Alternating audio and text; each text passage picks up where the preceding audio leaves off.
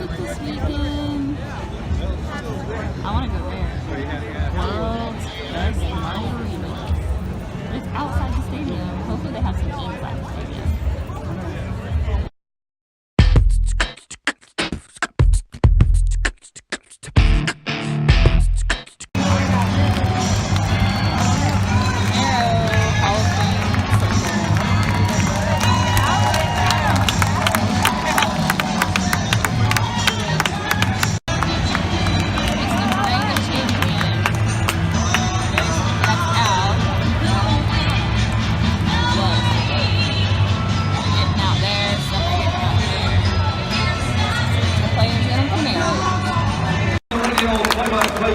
Of the Detroit Tigers and today's master of ceremonies, Dan Dickerson.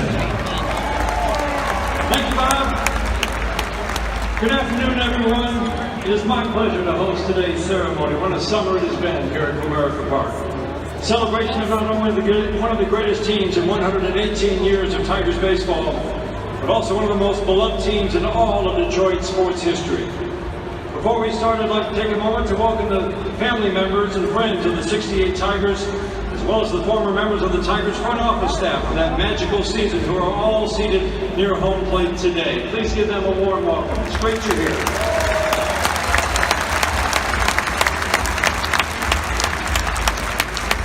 And now we ask you please turn your attention to the video board as we fondly look back on a team that captured hearts throughout the state of Michigan and beyond, bringing joy and a tremendous sense of pride to the city of Detroit. Bill, can the Tigers do it this year? Well, Lenny, I'll tell you what, I'm convinced that we can do it. We've got some really good talent. I think we gained something last year by virtue of the fact that we had a lot of young guys that went through an experience we'd never been through before. And I'll tell you what, if we can keep our guys free from injuries, we're going to win in 68. Hall of Fame! So I can't show you the video because of plagiarism. Excuse my no makeup, acne covered face. I had to leave really early in the morning to get to this game, so no makeup it is.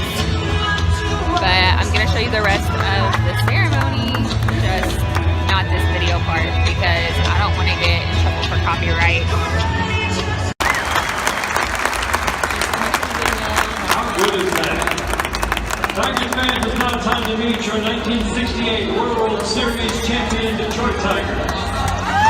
First, a 10-year Major League veteran who served as the Tigers bullpen coach. He was really pitching coach in 1968. Please welcome Hal Nerrigan.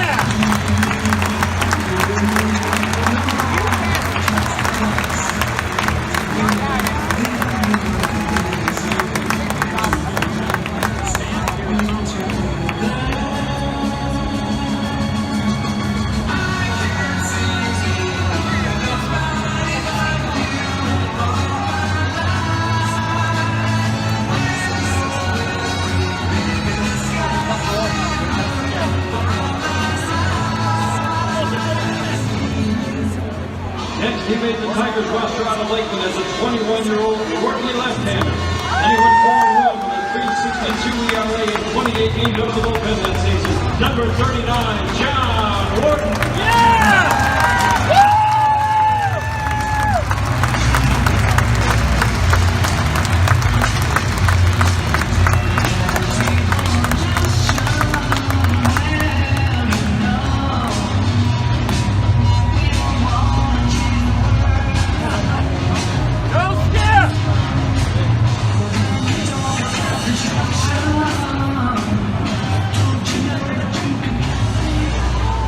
He spent 3 of his 5 big league seasons here in Detroit. His pinch hit home run on August the 11th of '68 in the bottom of the 7th inning helped rally the Tigers from a 2-run deficit to beat the rival Red Sox. Please welcome number 27, Wayne Comer.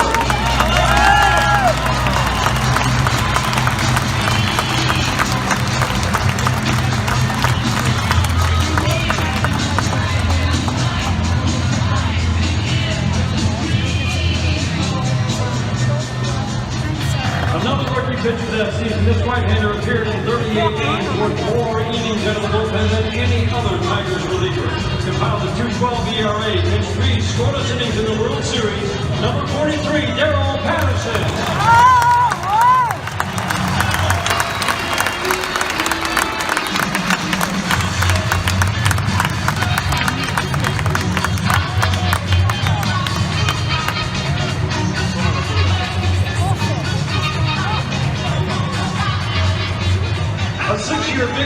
veteran. He played 80 games at shortstop, second and first base for the 68 champs. Highlighted by a walk-off home run when the Tigers turned the Orioles 4-3 in the bottom of the ninth on July 19th. And from his many years as the Tigers TV and radio analyst, including as my partner on the Tigers radio broadcast for the last 19 seasons. We also can't forget his time wearing the Old English D, including the walk-off home run he hit on August 21st, 1968, at the bottom of the 10th. Number 12, Jimmy Price.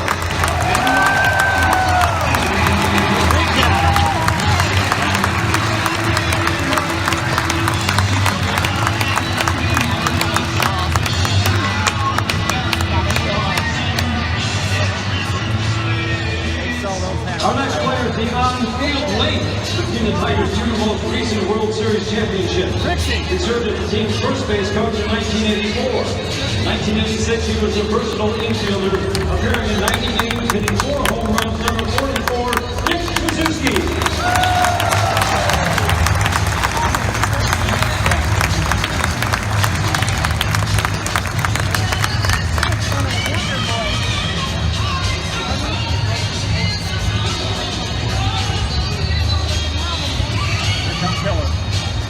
He would lead the league with 38 saves in 1973, but in 1968, he filled a dual role for the Tigers, starting 12 games, appearing in 27 others as a reliever, finishing 96 with a 2.39 ERA, left-hander number 18, Gerard Miller.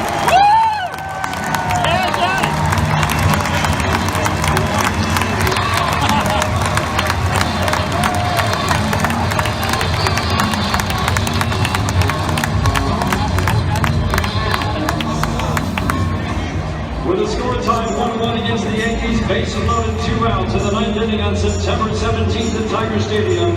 Our next player cracked a line drive, base hit into right field, then clinched the 1968 American League pennant. All-star third baseman, number 8, Don Worth.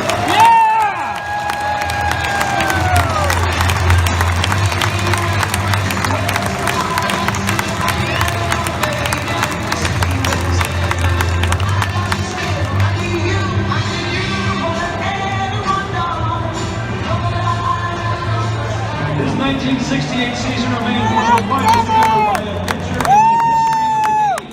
He is one of 4 pitchers to win 30 games in the last 100 years.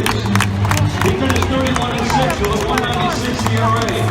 He won both the Cy Young and MVP awards that season. Number 17, Denny the Flame. Seasons here in Detroit. In 1968, he won the first of 4 gold gloves with a tremendous play in center field. You might also remember his rather smooth transition to shortstop in the World Series that year. A true testament to his ability with a glove. Number 24, Mickey Stanley.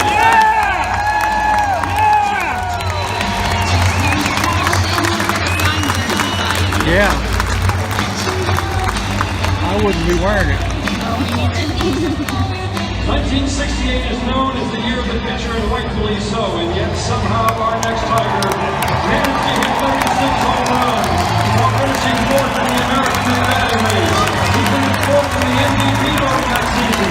An 18-year bid for the great Detroit Tiger legend and hometown hero. He started and completed Game 2 for the Tigers' first win. On a 3-day address, he started and completed Game 5 for the Tigers' second win. And then after only 2 days rest, he started and of course completed Game 7 to clinch the World Series. 3 complete games, 27 wins, and 167. The MVP of 1968 World Series.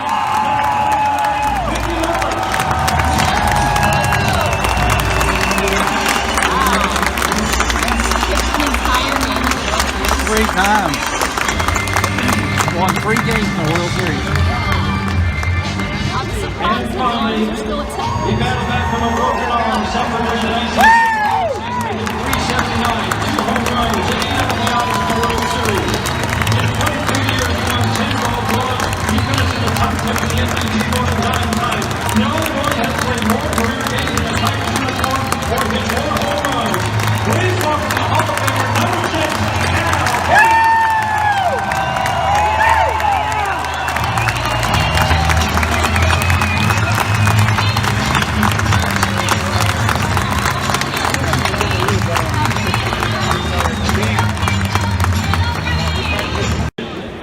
defines the '68 Tigers as the most important sports team in his life. He was in the stands the day Denny McClain picked up his 30th win. Please welcome Detroit News columnist, Mr. Lynn Henning.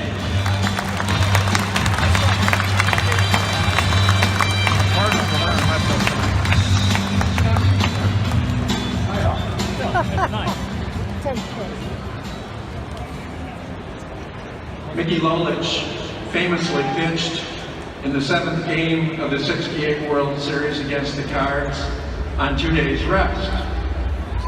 Well, now Mickey is here tonight and he hasn't thrown a big league pitch in 39 years. So he's really rested for tonight's start again.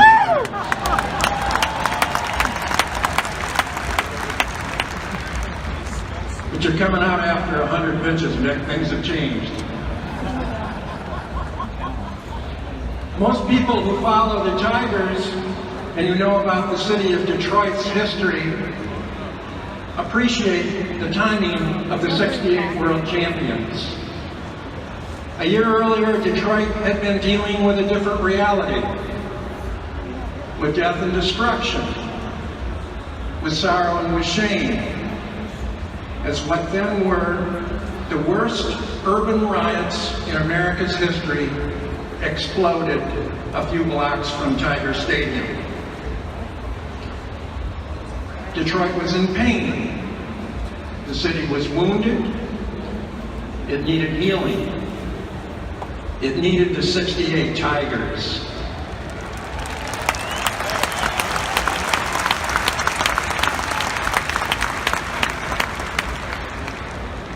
The joy, the thrill that only baseball can sometimes create was a God-graced gift from April through October. Thanks to the men and to their departed brothers who are here with us tonight.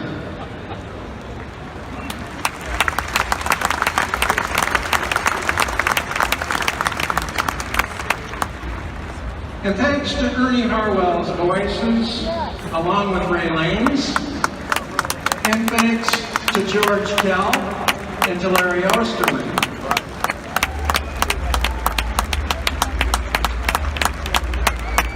The city that had choked in the smoke of 1967's burning buildings and rage instead breathed the glory of Tigers baseball victories. A man who then was a teenager living in the hinterlands of mid-Michigan can tell you from his experience how exceptionally extraordinary was this '68 team. Listening to Ernie and Ray on a transistor radio, watching on one of those nights when perhaps we had 40 games a year telecast and the games were television treasure. With George Kell, our baseball version of Walter Cronkite. By way of those Tigers broadcasts, an entire state and region had a season-long celebration with a team that had this knack for winning. The later the inning it seemed, the better. A 16-year-old kid watching a fast-pitch softball game in Fowler, Michigan, flanked by cornfields, can tell you about a summer August Sunday. A doubleheader against the Red Sox at Tiger Stadium, with Gates Brown hitting a 14th inning home run to win the first game, and then slapping a single in the 9th inning of the second for a game winner. And how a person at that fast-pitch softball game brought his car radio to the softball field's PA microphone so that an entire Sandlot audience could hear the drama of Ernie's voice in that 9th inning rally. It was such balm, so soothing, because we all were hurting, all of us, not only because of the lingering horror from '67, but because 1968 brought added anguish, 2 assassinations, and the ongoing ache of Vietnam. To the rescue came the '68 Tigers, offering rolling moments of sweet escape. From the foot of Woodward Avenue throughout the Lower Peninsula, to Copper Harbor in the UP,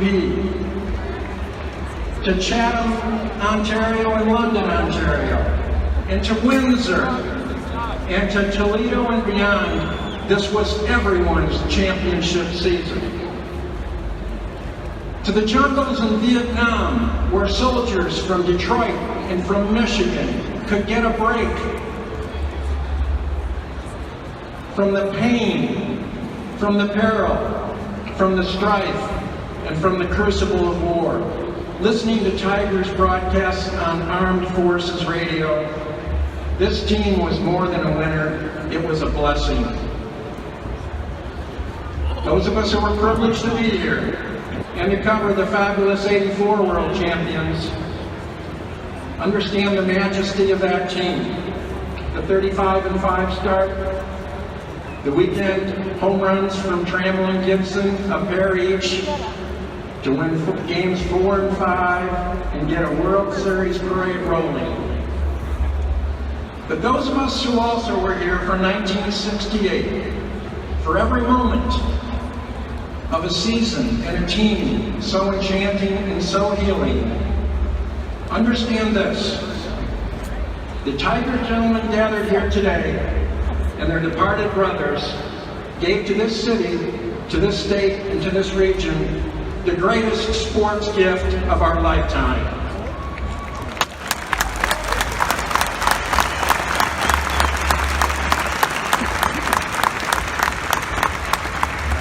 Thank you, Lynn. Our next speaker enjoyed a long broadcasting career covering several decades of Detroit sports. It included a stint working alongside Ernie Harwell. He was the voice of summer during the 1968 season. From 1967 to 1972, we worked with Ernie. Please welcome a winner of the Ty Tyson Award for Excellence in Sports Broadcasting, 2-time Michigan Sportscaster of the Year, Ray Lane. Thank you, Dan. Hello, everybody. Nice to be with you again. Good to see you. What a wonderful celebration it was. It almost continued more than a year. Many of those 68 players that Slam referred to are no longer with us. A few are unable to travel these days. But memories of their diamond achievements are still with us. First off, many thanks to the Illich organization, General Manager Al Avila, Tiger management and players for really making this possible this weekend. Outstanding. And I'm honored to be included in this group, as I was one of the broadcasters and had the great fortune not only to work with George Kell, but the late and great Ernie Harwell. Working conditions are a lot better these days than they were over at Tiger Stadium. But it's a great view to that field as we hung over just home late to watch the action in the cover. And after that barrel miss of '67 season, the Tigers in spring training decided they had a winning attitude right from the start of spring training. They talked about not only winning the pennant, but they talked about going to the World Series. A popular slogan they had around this town at that time for this Tiger was, "Sock it to 'em, Tigers." And they did. Some of the albums are still available if you want to buy them. They're on tape.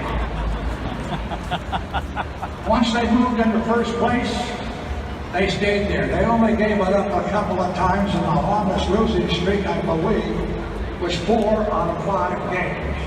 Dick Trzeski helped the cause on that when he came through with a home run, and that helped the Tigers win at Washington.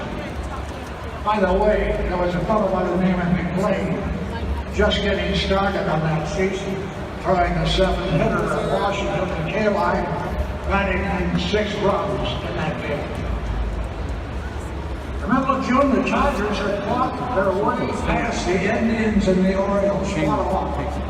Mickey Stanley's 3-run homer against Boston on June 20th opened the gap to 8.5 games. All-Star time, it was 27 games over the 500 mark.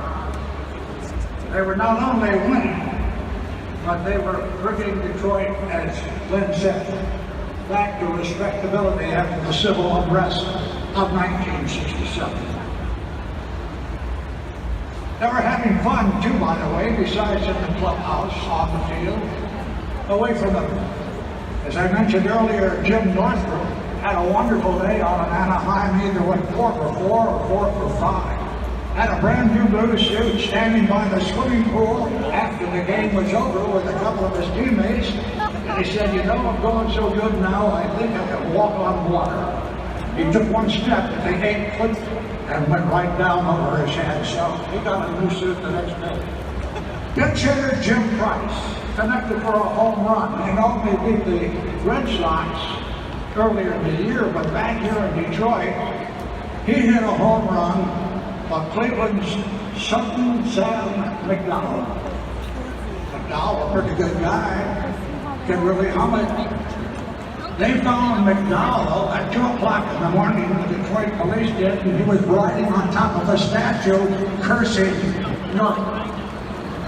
There were great plays from center field, Mickey Stanley. Tommy Notchett had that double that you referred to in the 9th inning to beat the Orioles, and Trubisky had that home run. As I mentioned, Sutton Sam McDowell had got over how the Tigers had treated them. The Tiger Stadium, Gates Brown was called upon to pitch it. He was in a locker room. Got a couple of hot dogs, just got the mustard on it. And Mayo said, I want Gator. He was going to pitch it a little earlier than usual. Gates got up, no batting practice. Took a swing, hit a double, slid into second, and his old D was a different color. The mustache had come through.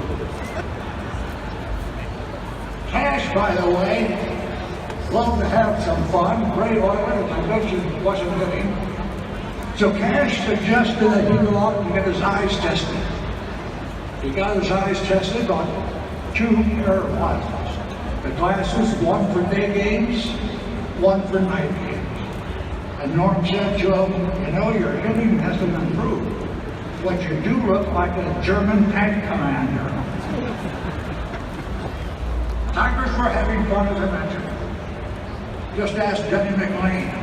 He was reeling off the victories, and it's time he would find time to get away from the ballpark and play the organ.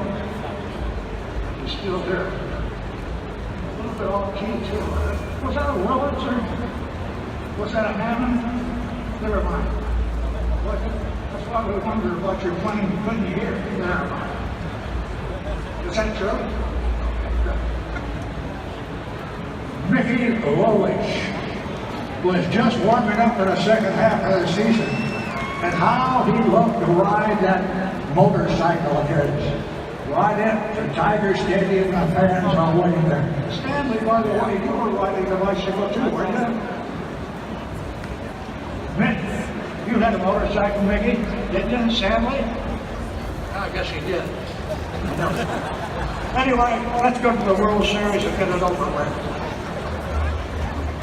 Not only did the series end up with a Tigers favorite 4 games to 3, but the winning play and winning hit by Don Worth in St. Louis. Hundreds of fans were celebrating not only in Detroit, but they were at the airport.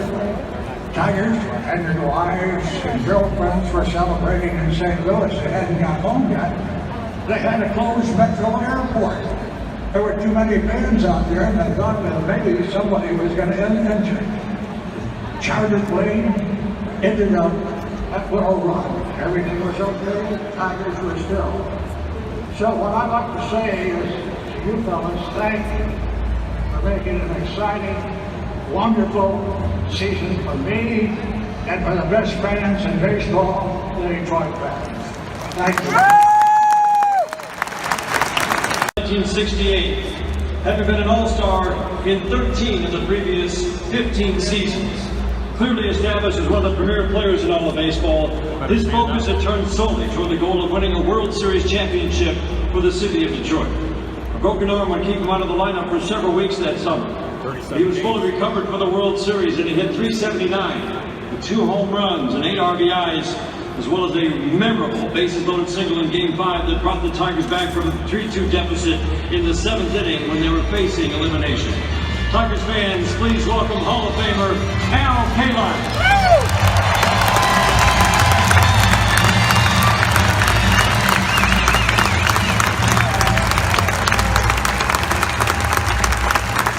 Thank you, Danny. Good afternoon, everyone. This is going to be a lot shorter than those other 2. It's such an honor to be up here today with my teammates from our great 1968 World Championship team. It's hard to believe it's been 50 years, but the memories of that magical season are still fresh in our mind. It's truly wonderful that the Illich family and the Tiger organization are making this weekend possible. Thank you very much.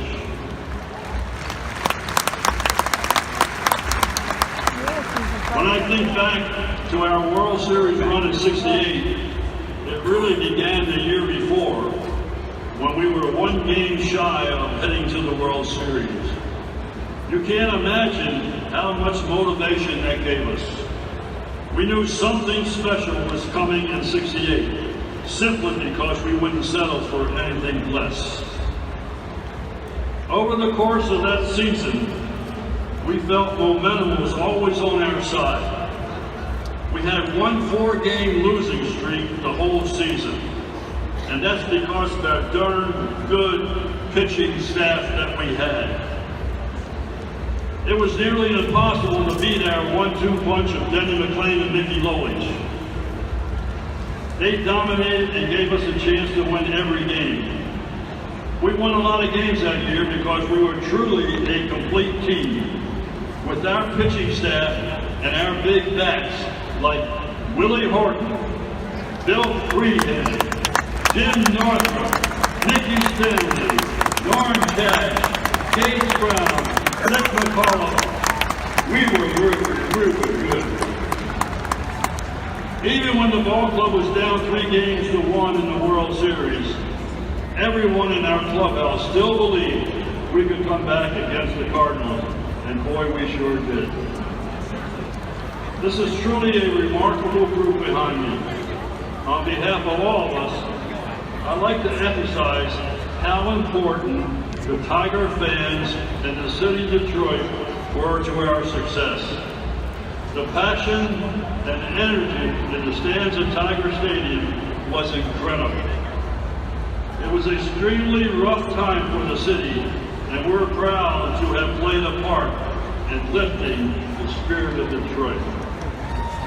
In closing, speaking on behalf of everyone from the '68 team, this weekend is so special for us to celebrate, reminisce about our time together, and the World Championship we brought back to Detroit. Thank you very much.